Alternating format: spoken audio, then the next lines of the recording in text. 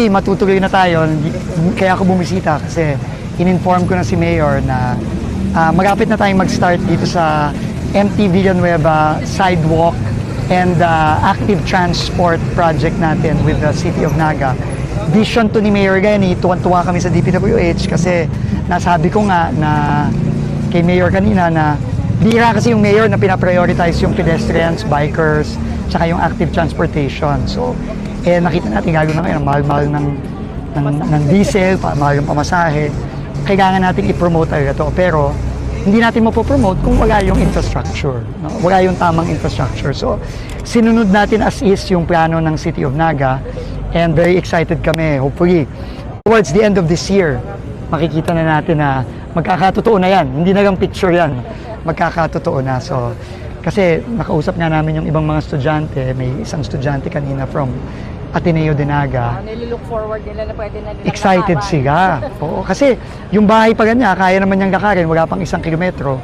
Pero nga dahil napakainit, wala nang paglalakaran na maayos, napipilitan pa siyang mag-tricycle o kaya magsasakyan. At yung open kontrabahay, hindi lang one time yon.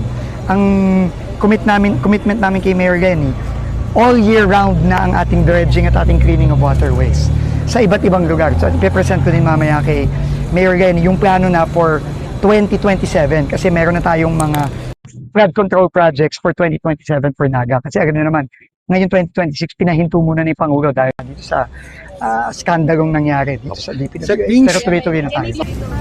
Ay, engineer, mga next week, mga middle of next week, simula na tayo. Yes po. So, usap na kami nito. Okay po. Kasi magsasara tayo. Yan po, so roughly about 150 million to complete. Pilot dito natin. Thanks, boss. Ikutin mo namin to, boss. Sige, Ito okay. kay Mayor itong ano. Gusto ng Pangulo lang talaga is supportahan yung mga needs ng mga local government units all over the country.